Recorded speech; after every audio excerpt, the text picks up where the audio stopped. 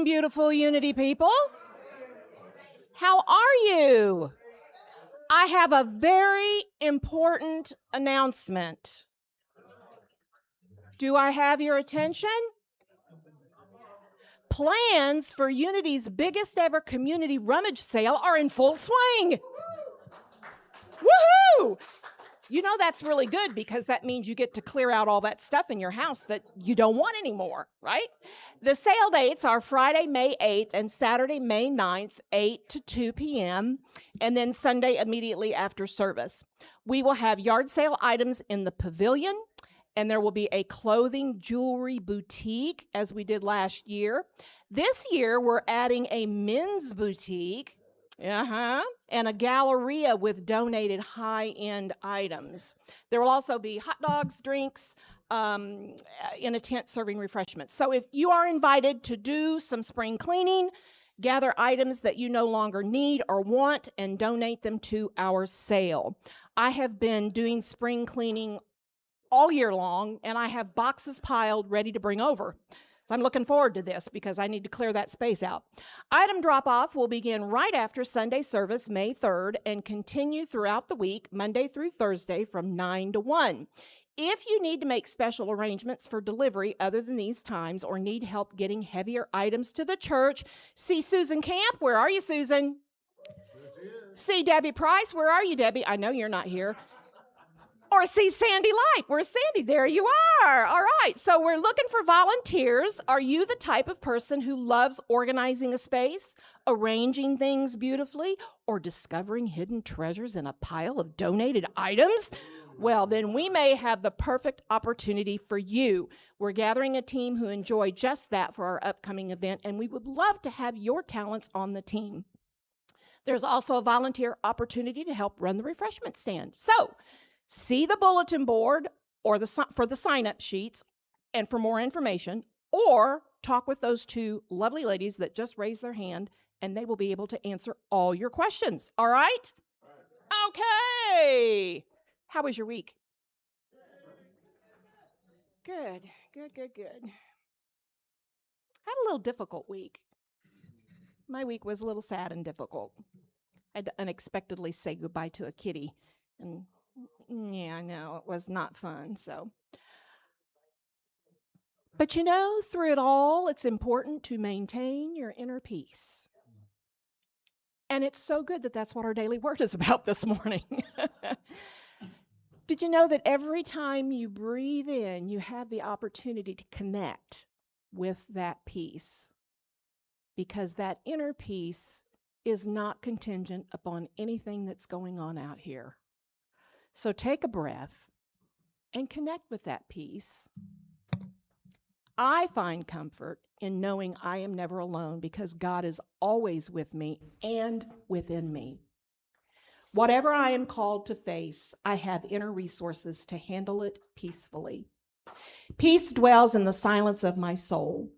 When I feel troubled, I turn within. I breathe deeply and picture a peaceful setting, a trickling stream, the wind gently rustling the leaves, or the soft flicker of candlelight. I let tranquility sink deep into my heart. As I leave the quietness of prayer, I take peace with me. I am ready to face the day. As a peaceful person, I know that peace is my very nature. Harmony is my purpose and my goal. I seek serene people, places, and experiences. My soul feels at home everywhere as the peace of my heart flows outward to bless everyone it touches. And 2 Peter 1:2 says, may grace, my favorite word, may grace and peace be yours in abundance. I'll take that. Yeah, let's affirm together. Secure in the presence of God, I am peaceful and strong. Beautiful. Thank you for being here today. Let's all stand together. It's great to see everybody. Would you find 2 or 3 folks and welcome them and tell them good morning?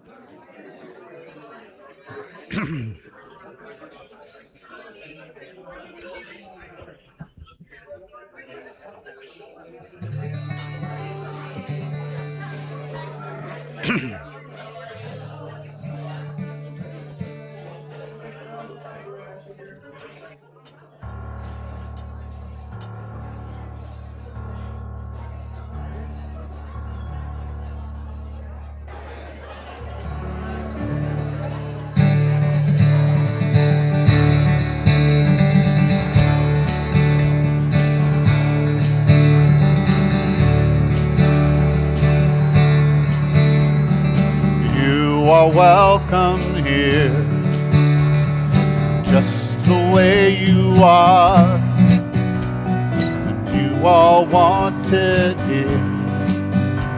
So open up your heart, lay all your fears and all your doubts aside. Let go of all the hurt you hold inside. You are welcome here, just the way you are. You are welcome here, so open up your heart. Can you feel the love of all who gathered round? You are worthy of this gift of love right now. You are welcome here, just the way you are. You are wanted here, so open up your heart. Let's play it, Clint.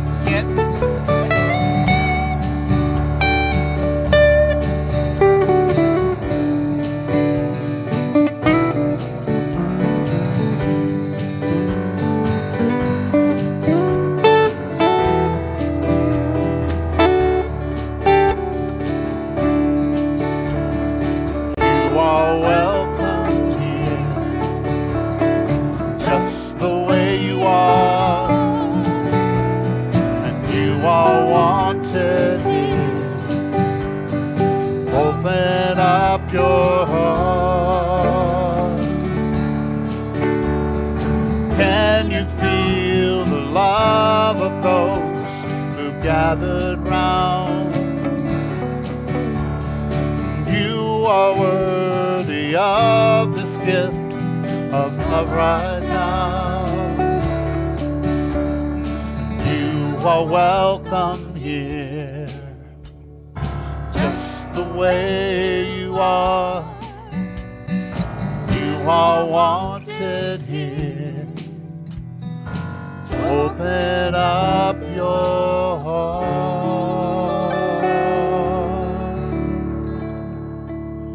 All right, tell somebody, say, thank you for the welcome. You may be seated.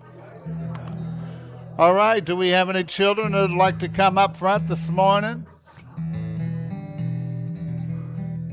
I don't see the YOU in the room. The YOU are mostly not here. Oh, that's right.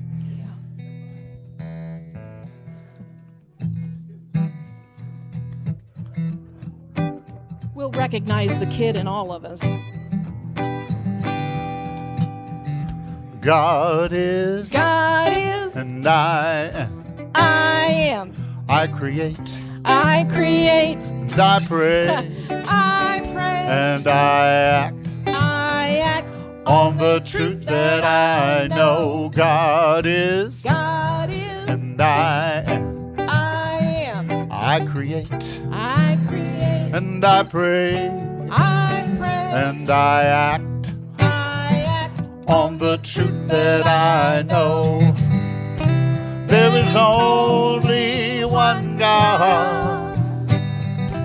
There is only one love.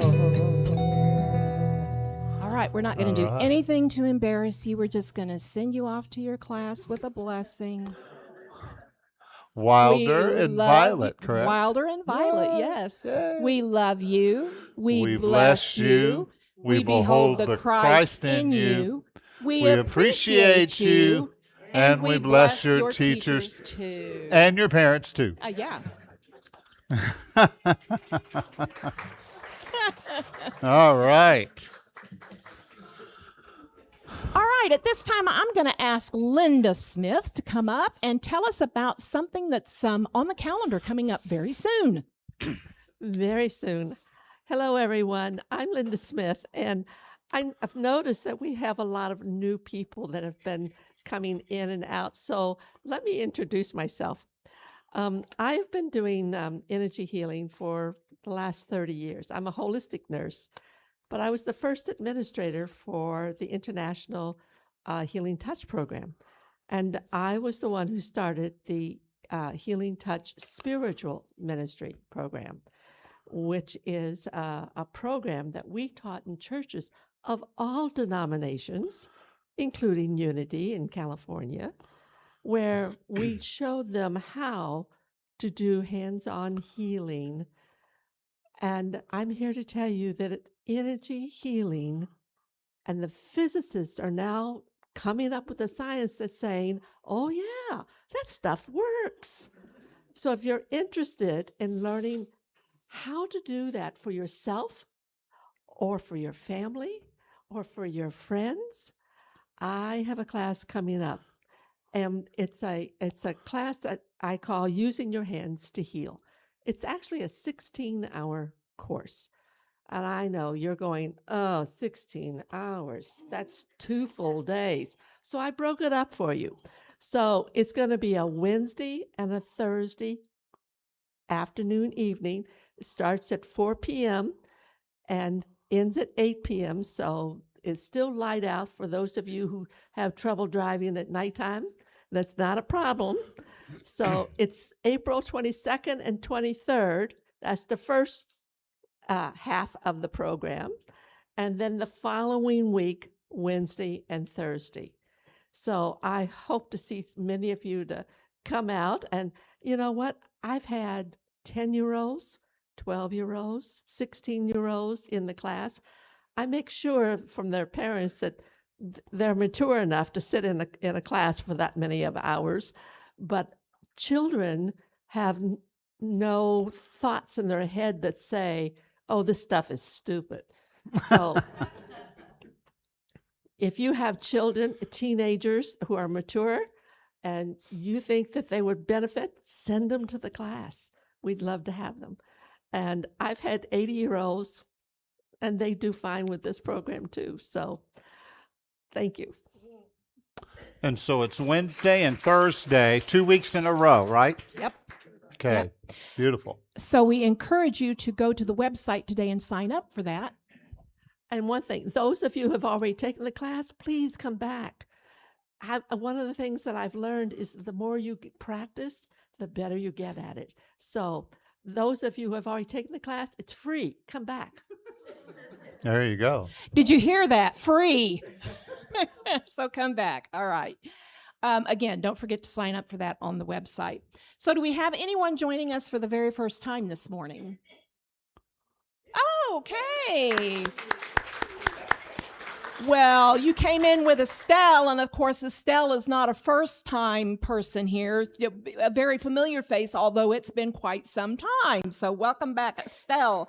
We know that something brought you here today, and we're glad that it did. And you belong here exactly as you are, and we like to tell all those that are visiting us or being here for the very first time that we appreciate you taking your morning to be here when there are so many other things that could have your attention. And we hear so often from people, I walked through the doors and I felt like I was home. And we hope that that's your experience this morning. So welcome. All right. We're going to start talking this morning about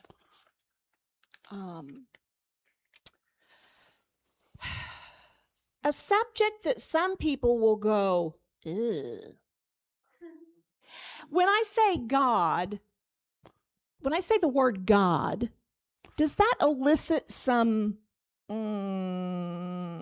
feelings in you? For some people, it does. You know, they've had a lot of trauma around the word God, and so it elicits some feelings. If I say the word Bible, does that elicit any feelings in you?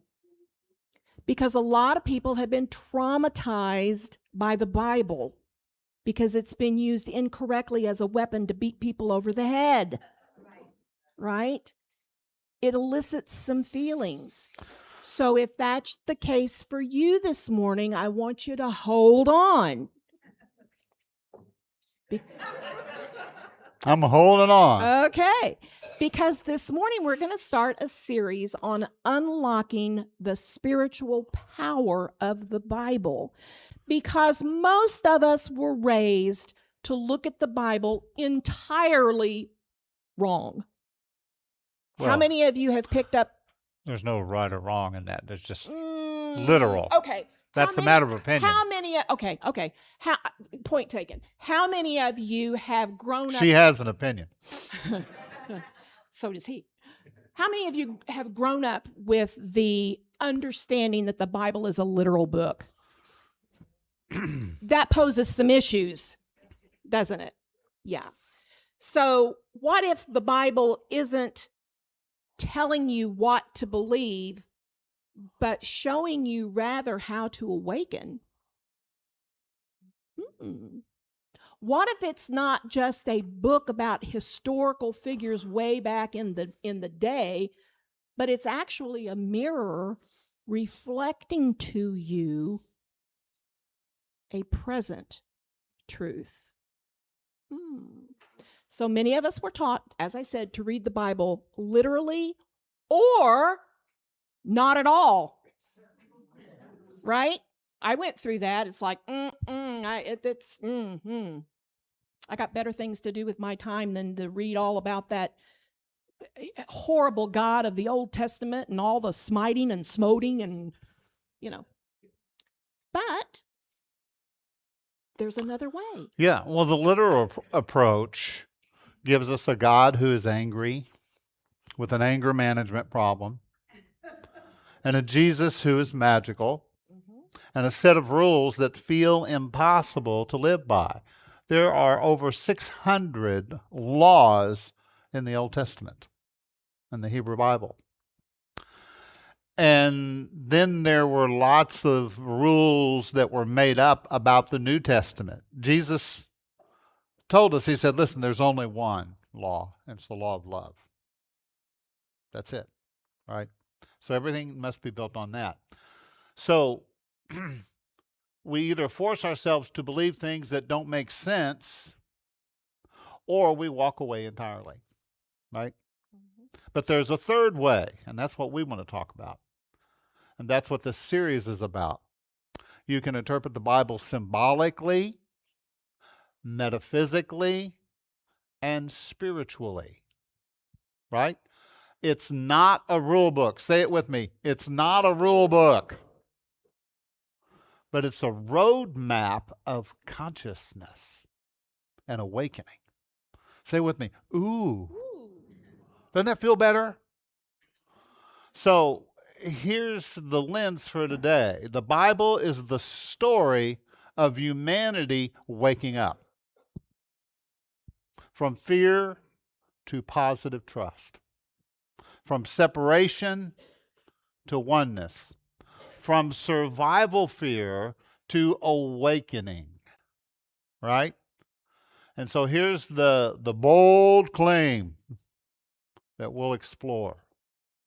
And that is that story isn't just about these ancient people who lived thousands of years ago. It's about you. Say it with me. I'm taking this personal. All right? It's about right now. It's what's going on in this room, in your life today. Right?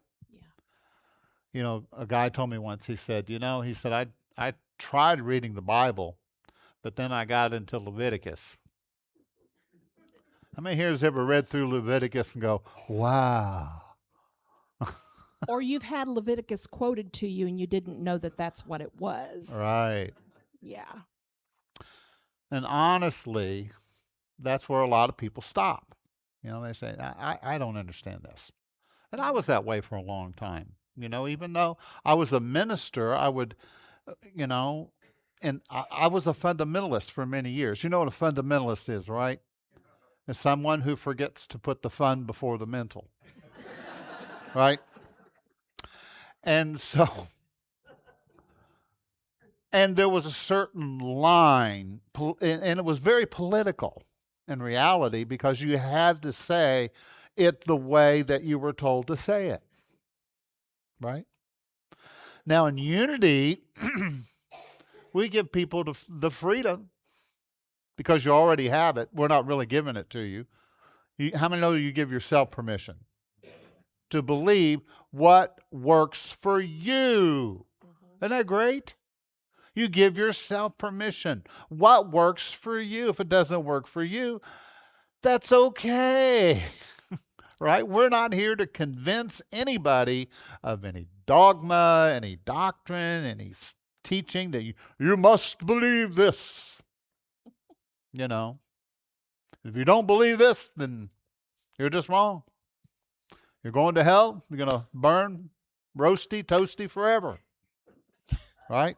Snap, crackle, and pop.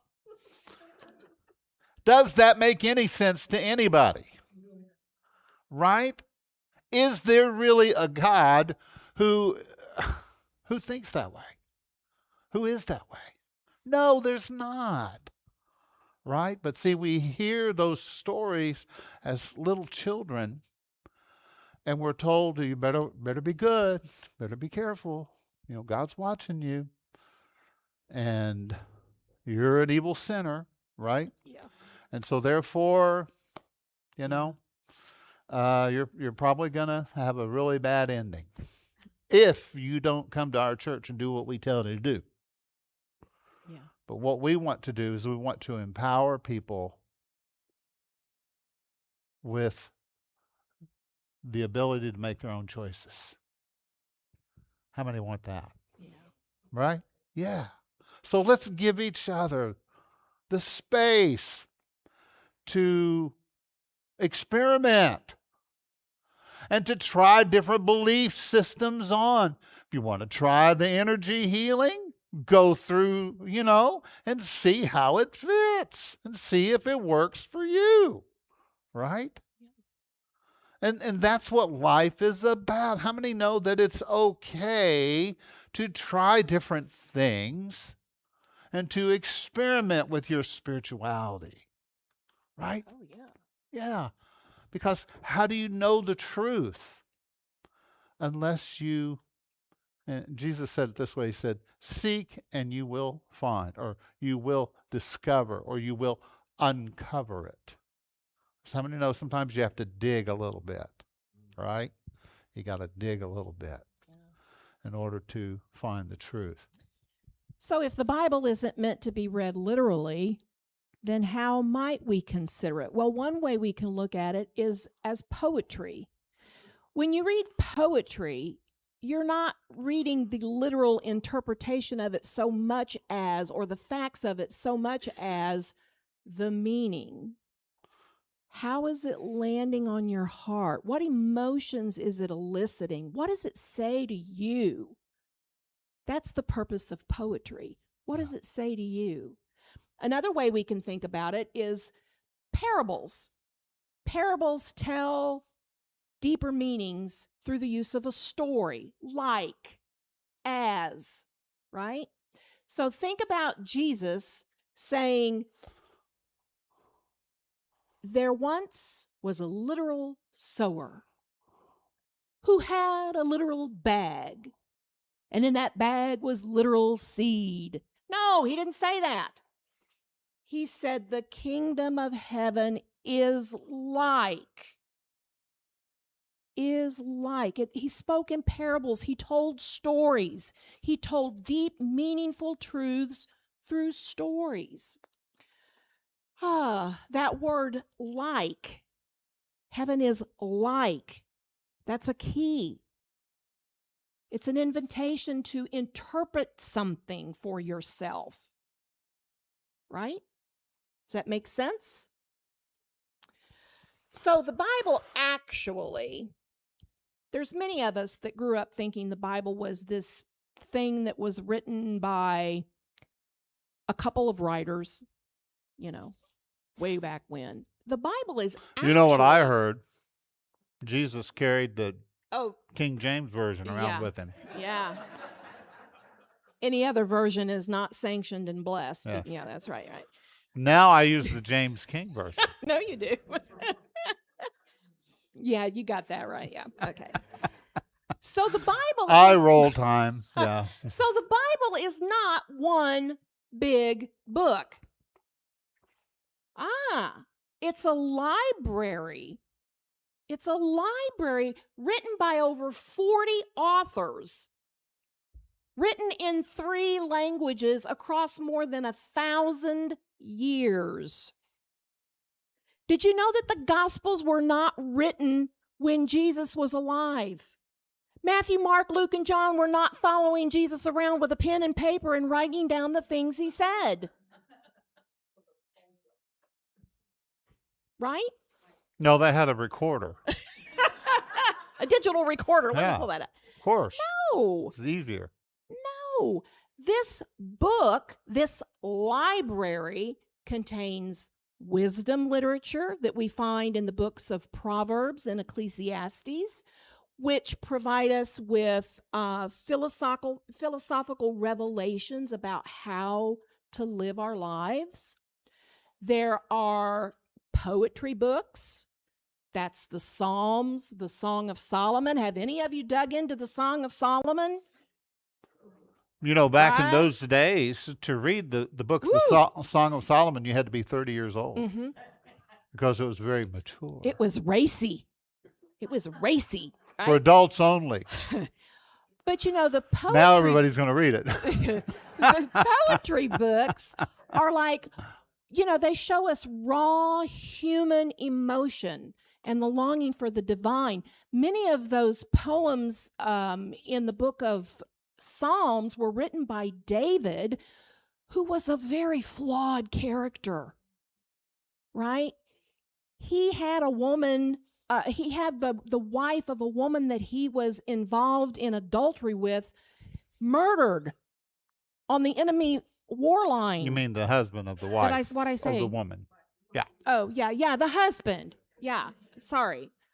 He was a very flawed character. And many of the Psalms are written about him looking to find his way through that. So they're raw, full of emotion. And then we have prophetic writings like the book of Isaiah and the book of Jeremiah. And those really are to be read in with the understanding of how transformation happens. Yeah. How do we transform? We can look at their experiences, watch what happened to them, and see the unfolding of transformation.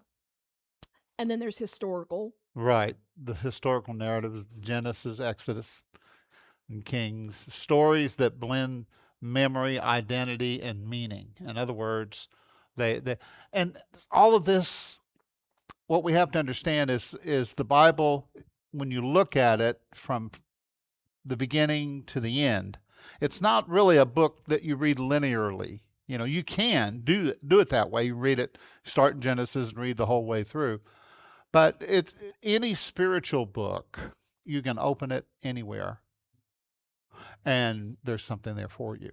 You know, there's some writers that I've found that when I open their books, I mean, there's something on that page that's, you know, that I can feast on, that I can read and meditate on and contemplate, you know, for hours, you know, if I wanted to.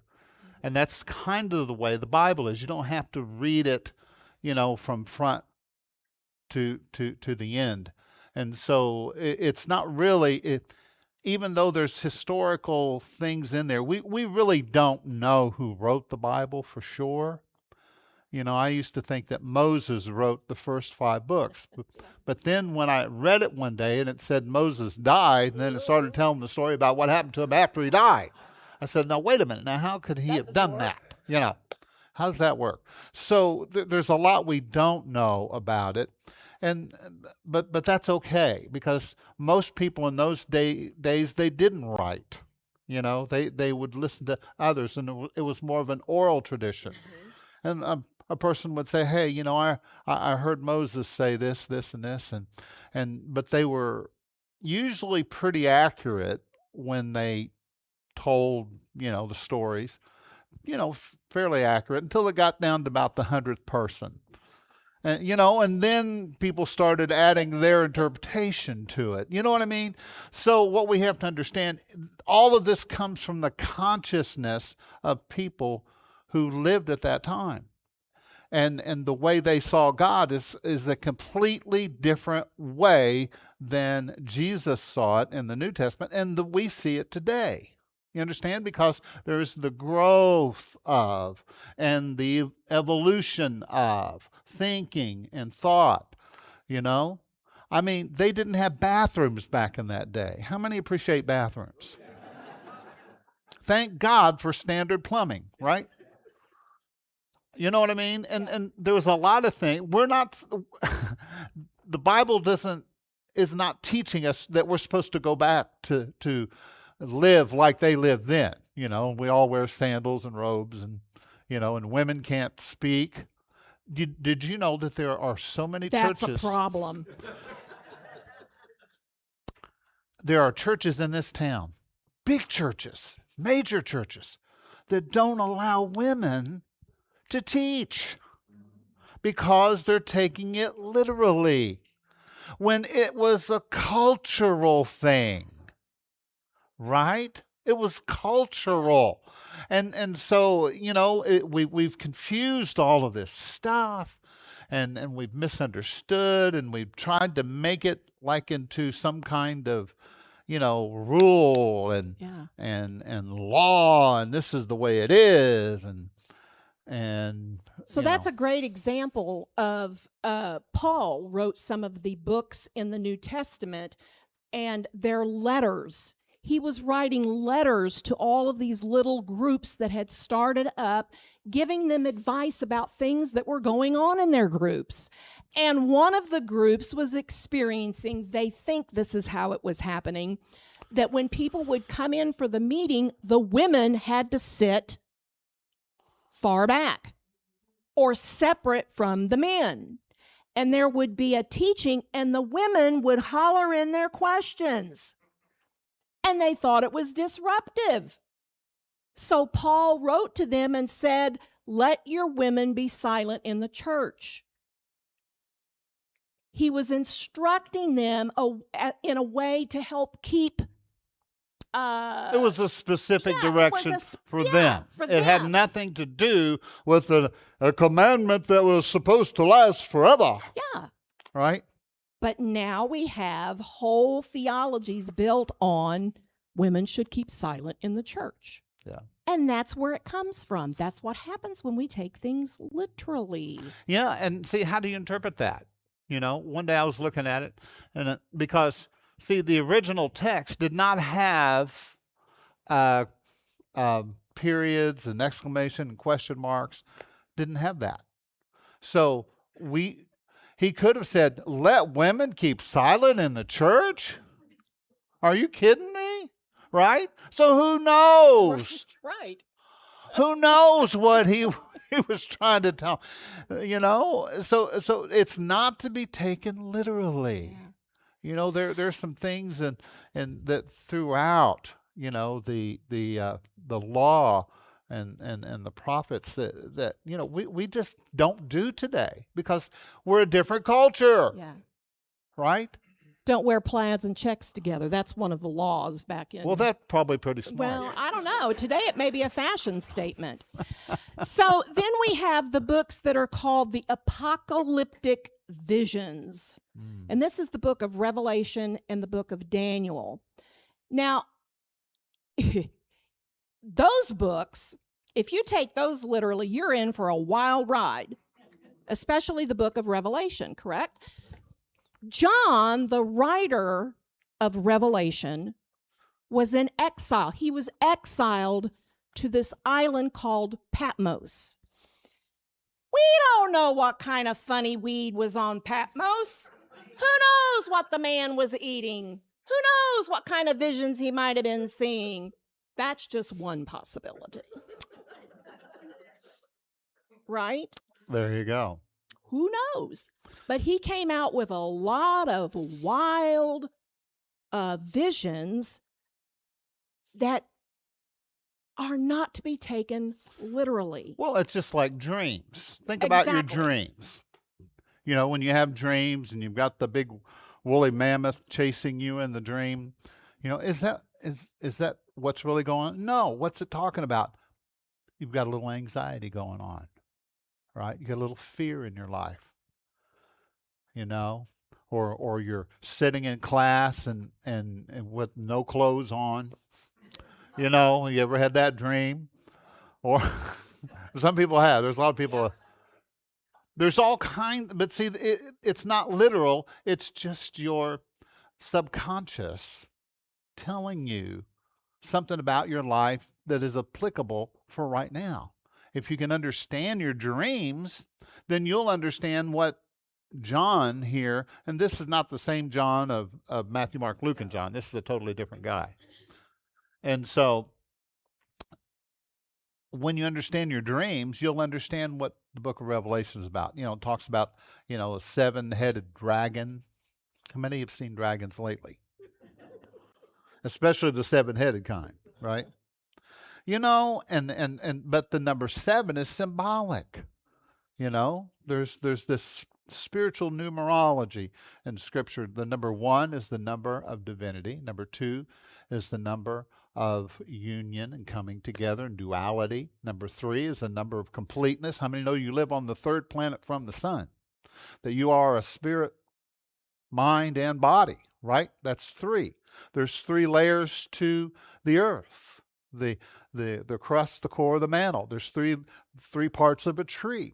We live in the what? The third dimension. Isn't that interesting, right? So the number three, when you see, have you ever noticed that sometimes you see things in threes?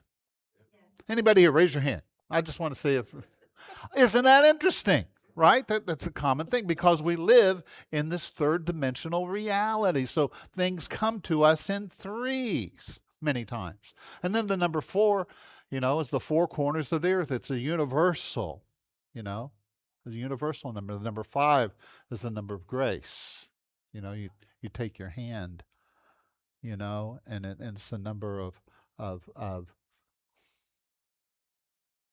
love, compassion, grace, and care, right?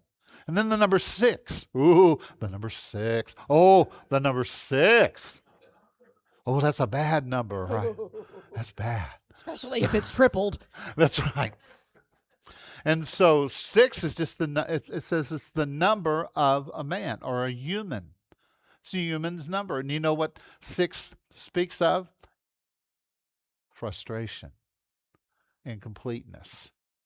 And seven is a number of wholeness and well-being. Ah.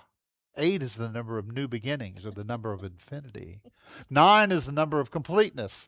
Ladies, how many months does it take to have a baby? 9 months, right? And so, you know, all of these things are cycles and there's just different understanding. 10, what's the number 10? There are 10 commandments. We'll have to do a talk on the 10 commandments one of these days. Okay.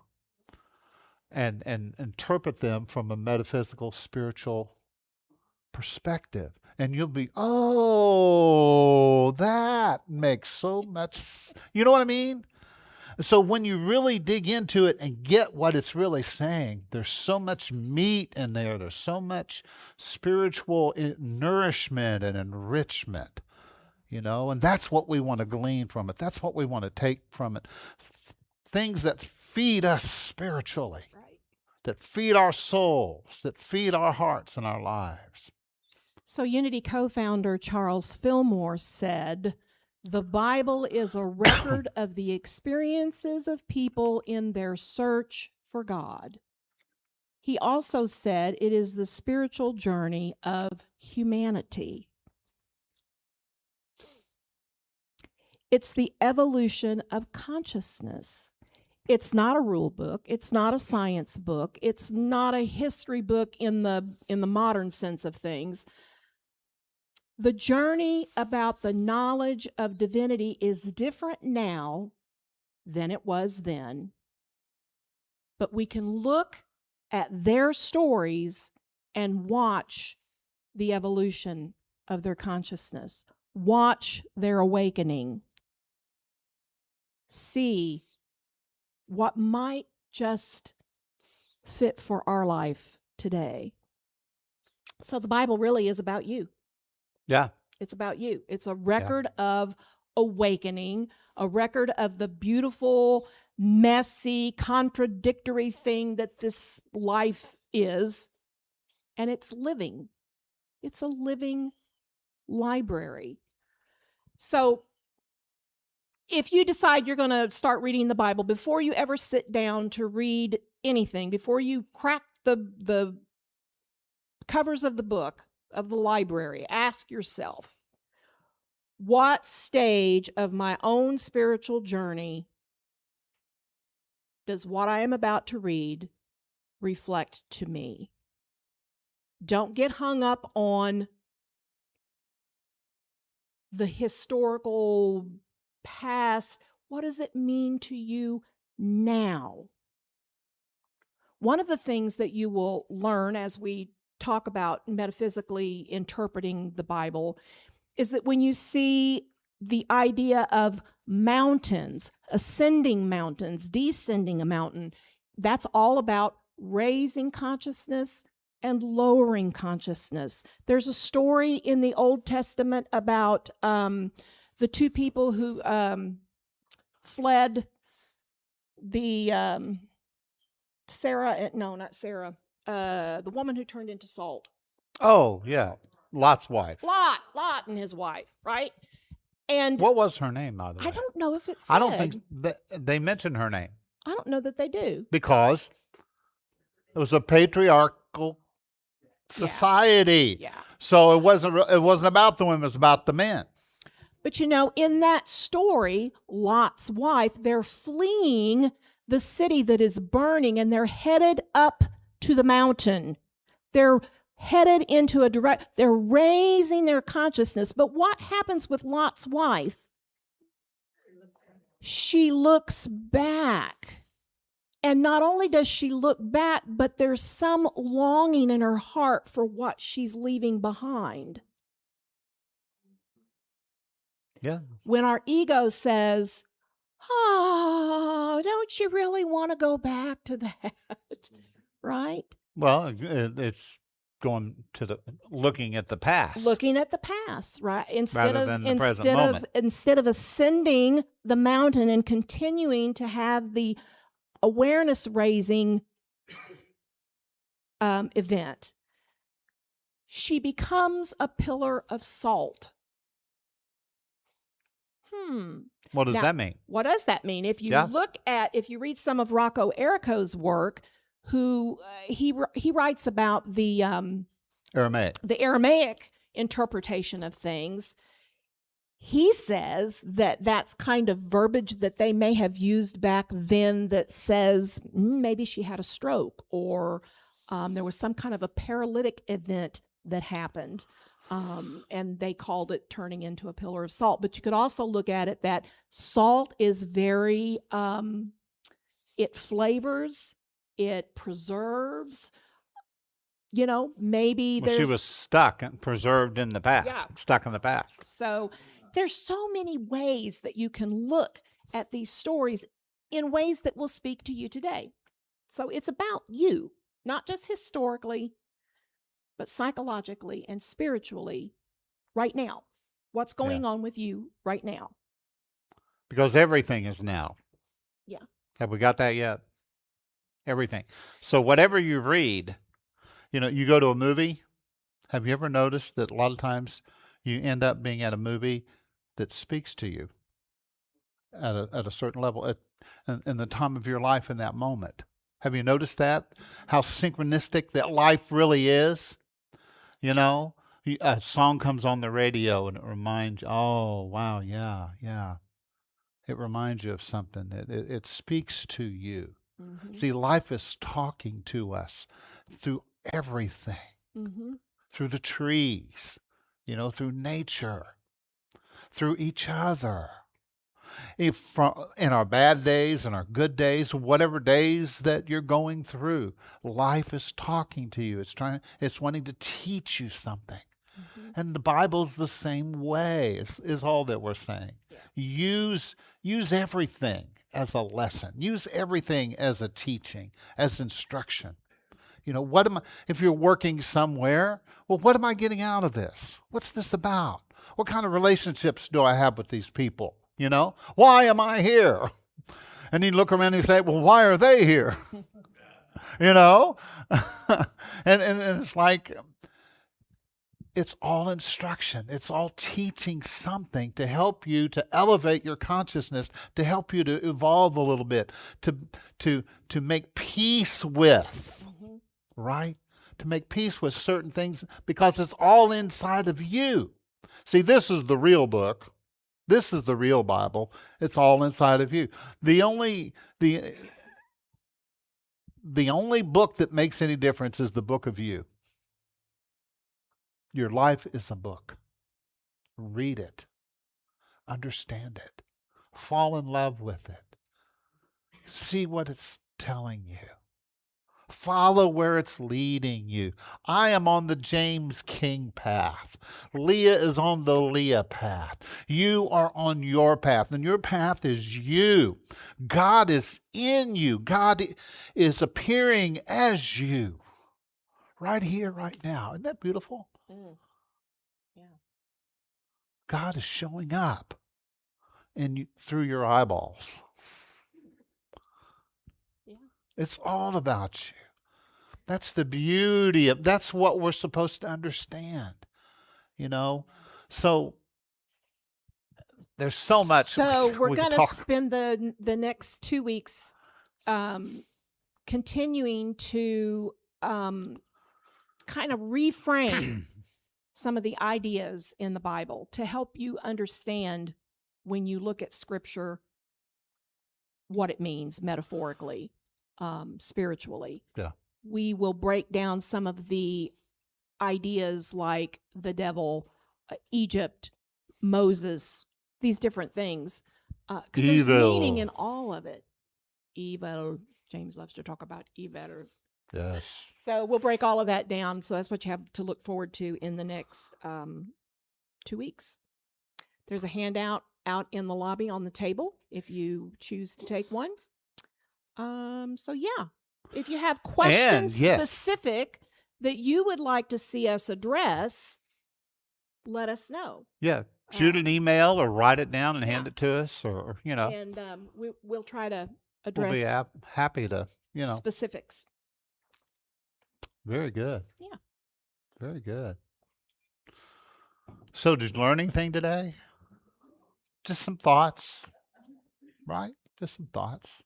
Just some ideas to contemplate. Try it on. It's like when you go to the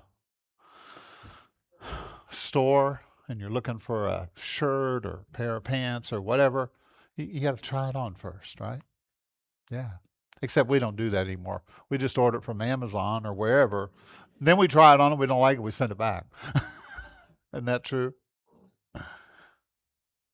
Wow. Let's take a breath together. We're going to turn down the lights. I'm going to invite you to relax for just a moment. Rest your body.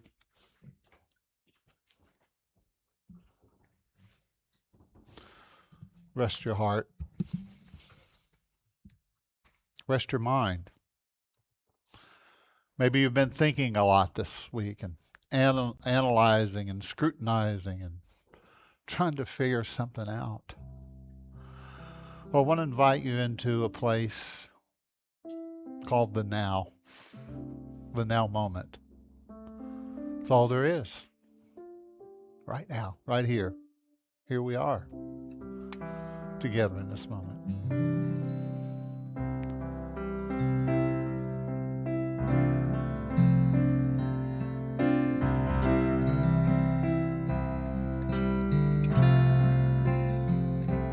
God is here now.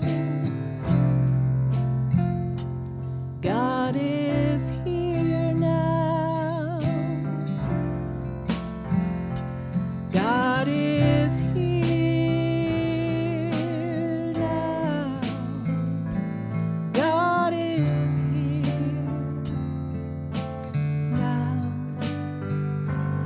Love's here now. Love is here now. Love is here now. Love is here.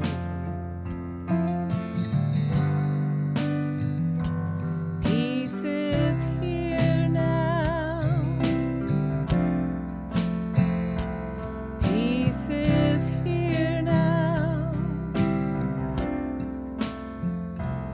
Peace is here now.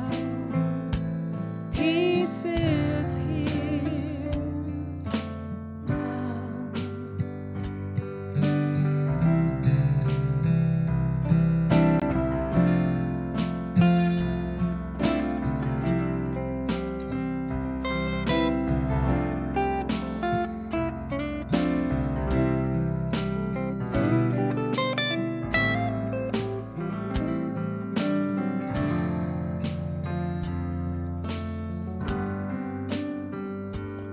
I am here now. I am here now. I am here now. I am here now. I am here.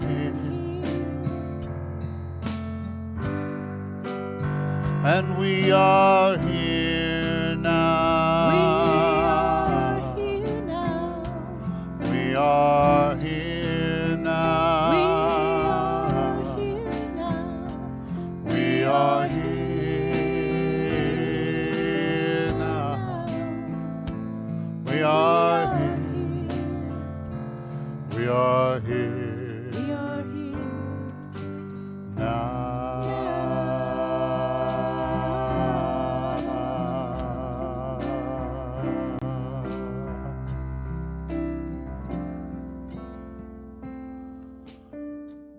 Let's take a breath together. Breathing easily, gently.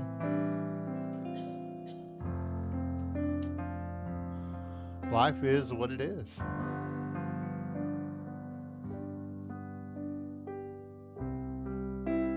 You are who you are.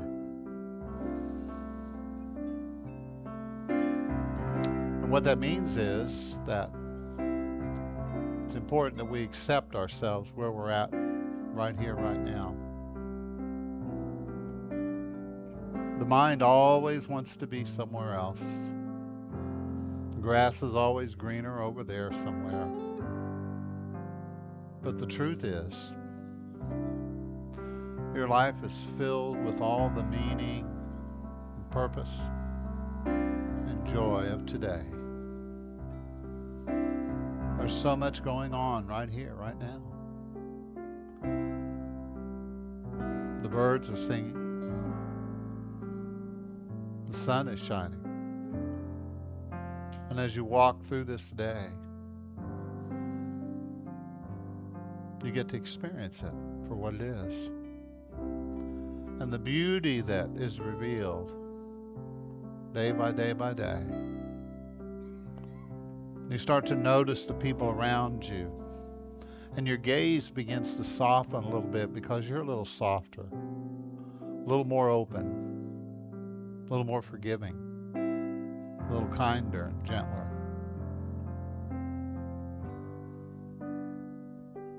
And life begins to reveal itself to you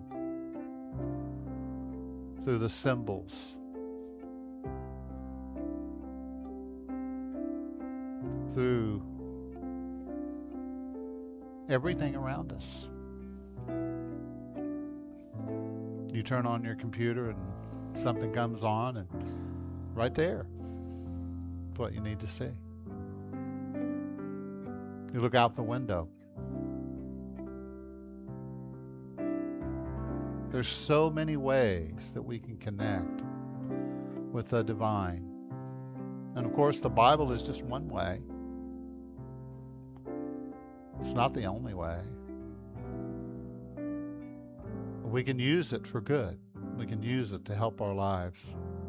And we can use it as a way to understand and to grow and to change and to evolve. And that's all we're saying. So breathe gently, easily now. If you know of someone that you would like to hold and that you'd like to pray for in this moment, I invite you to think about them and to maybe whisper their name.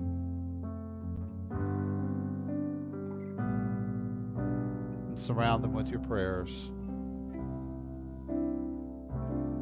Affirm their highest and their best. We call forth divine order in each and every life.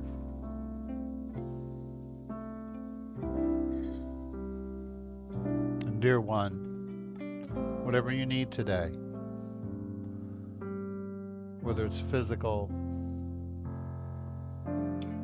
or it's emotional or maybe it's social or whether it's spiritual, whatever it is you need, we know that God is our source. And we trust in that source. We trust in that higher power to take care of you, to watch over you, to be with you in whatever way you need this day. And I invite you now just to send energy around the room. Maybe say a prayer for the people to your left and to your right. We remember those that are watching online right now. We love you. We bless you. We see you expressing all that you need in your life. And we're grateful for one another. We're grateful for our community. And we hold our nation and our country and our world in peace. We affirm peace, understanding, compassion, and healing. Can you hold that? Hold that in your heart and in your life as you go through the day, just trusting that all things are working together for a higher good. Even when it doesn't look like that it is, we know that it somehow will manifest in a positive way.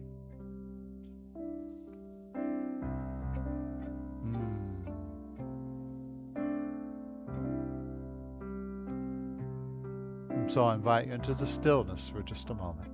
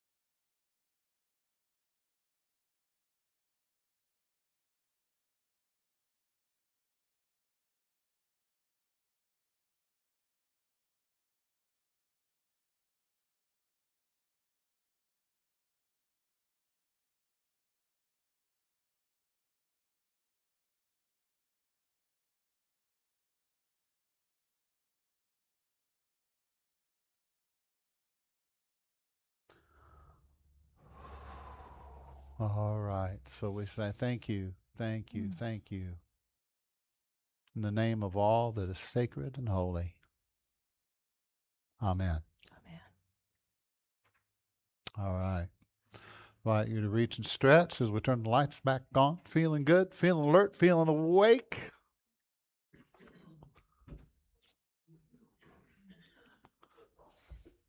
Hi, Sandy.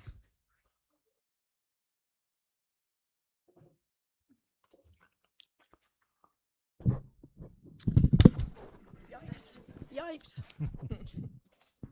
Well, good morning, everybody. I'm Sandy Lipe, and I am the treasurer for Unity for the board this year. And so, as we like to do every month, give you a little snapshot of what's been going on financially. So I have a little April report for you, and we're going to start with what our March ending numbers looked like. Our operating cash was $11,180. Congratulations to us, that's very good. And our operating reserve is at $29,800. That's also very, very good. And our note payable keeps going down every month by about $2,000. So we're now down to $280,000 that we owe the bank. That is also Yay. very, very, very good. And our outward giving, which is where we give to those who support us, the church, has been $300. We give $100 a month to Unity Worldwide Ministries, who I guess it's called Unity Headquarters now. They've gone through a name change. So we have been giving to them also. And just some things that are kind of good to know. I just sometimes when I look at the financials, I just go, oh, that's interesting. Oh, that's interesting. Oh, look at this. This is great. So I wanted to share a few of those things with you. The classes and events, we are actually ahead of budget by $1,200, and that's for the first quarter. And we'd like to say thank you to Linda Smith for making that possible. All of Linda's giving of what she knows and the workshops that she does has really supported our church a lot.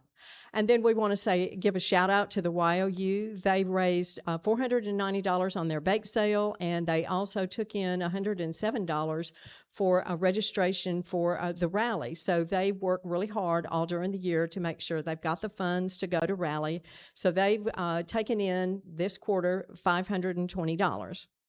We also have our waste recycle program going, and that is recycling. As you know, if you go outside and you have coffee or whatever, there are buckets that say this is recycling, this is not.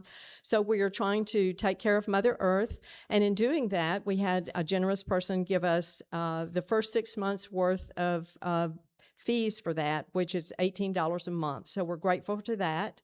And then I just thought this was interesting. Our online donations, 41% of all the donations we get come in online. So thank you all for using what we've got set up. We really appreciate it, and it is very helpful. And then I always just like to show this chart to show how we're doing compared to where we want to be on our monthly giving.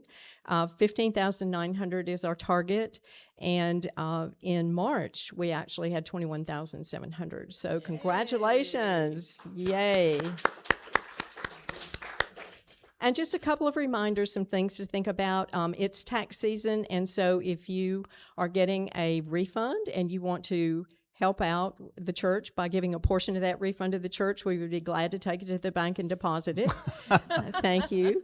And also, just to remind you about the yard sale, the announcement that Leah did about the yard sale is coming up, and it's always, first of all, it's a fun event.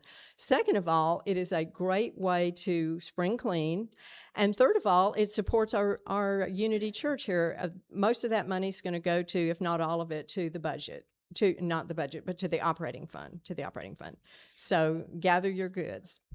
So, and just wanted to say, as always, how grateful we are for all of the support that you all give. It sure makes our job easy, and we, the board, really love serving our church here. So thank you so much for being so generous. Okay. All right, I'm going to switch over now to the announcements. Could the prayer chaplains that are serving today please stand up? Wonderful. Thank you. Thank you so much. And they are available for anyone that would like to receive a prayer. You can meet them over at this side of the room here. And as we continue in this spirit of connection and gratitude, we come to a sacred moment, our time of giving. In Unity, we don't give out of obligation. We give from inspiration. We give because we recognize that everything we have is already a gift. So let's say together, and what we bless And what we bless multiplies. multiplies. There are several ways to give today. If you're here in person, our ushers will be passing the baskets. You can also give online through the website, or by texting. Just follow the instructions on the screen, texting to give. And for our online community and those who give through the Consistent Giving program, you're fully part of this moment. And your gifts help extend this ministry far beyond these walls. However you give, know that your generosity makes a real difference. Let us pray. In the presence of the one life, which some call God, some call Spirit, and some call the deep peace within, we pause and we give thanks. We recognize that every good gift, every moment of joy has its origin in you. And so, as we return a portion of what we have received, we do so freely, gladly, and without condition. Bless these offerings. May they flow where love is needed. May they lift this community, extend our hands of service, and remind each of us that we are conduits of grace. In the name of the loving, living Christ within us all. Amen. Ushers, you can come up. We're going to have a new member orientation class, and it's tomorrow night at 6:30. So please sign up on the website if you plan to join, so that we can have enough material for you, and you may speak with Reverend James or Reverend Leah about it, or if you have any questions on anything. What if the future of space travel? You can go ahead. What if the future of space travel wasn't written in the stars, but hidden in the back of a segregated office? Before Apollo circled the Earth, 3 women of NASA calculated the path to get it there, without credit, without recognition, and without a bathroom they were allowed to use. Hidden Figures is the movie based on this untold true story, and is the feature movie for movie night this Wednesday at 6:30. So bring a snack, plan to be here, and enjoy the movie. And now Reverend Becky is going to share about a special event she's hosting this Saturday. Is she here? I'm not sure that Reverend Becky is here. Okay. So let me just give a, she is hosting an invitation of time with God. It's a contemplative day here at the church. Snacks and water will be provided. Please bring your lunch to eat. The entire day will be in silence. Technology can be a weapon of mass distraction, so please leave all technological devices in your vehicle or at home to gift yourself time with God. There will be 4 calls to contemplation where you will be offered guidance of what to meditate, pray, and contemplate on. So the entire building and grounds will give you plenty of place to embrace the silence. You're encouraged to bring a journal, and she will be facilitating that. So make plans to be here if a day of silence is your thing. This Saturday. What time? Oh, 9 to 5. Okay. All right. Sounds great. That sounds like a good place to just relax and get connected. And so now let's give a big thank you to all the volunteers who made this possible today.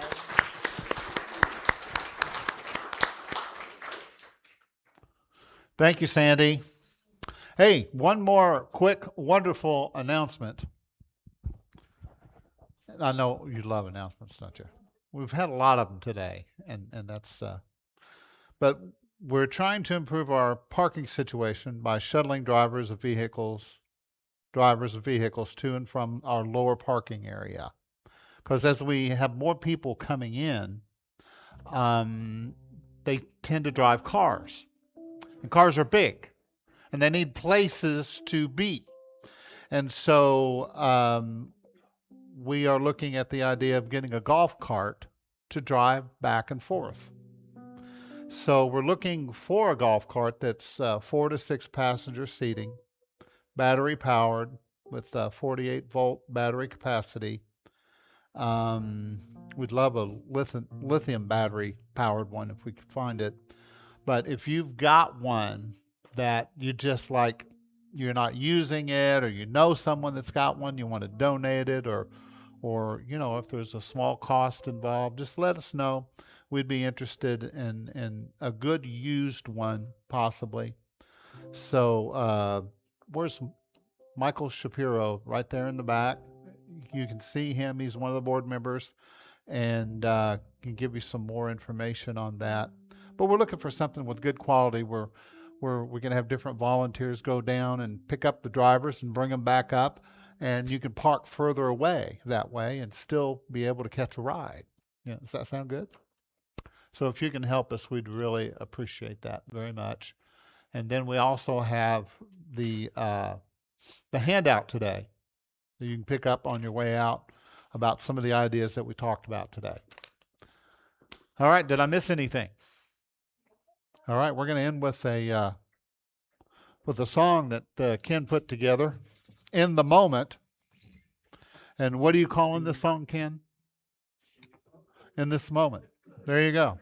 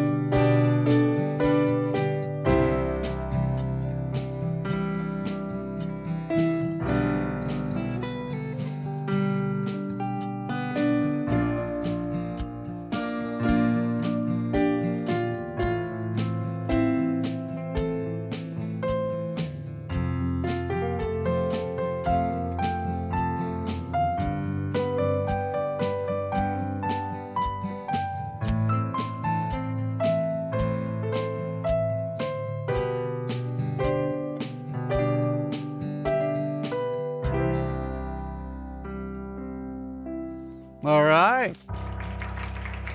Thank you, Ken. I want to thank Gavin and Gunnar today for playing for us. All right. Well, you feeling good?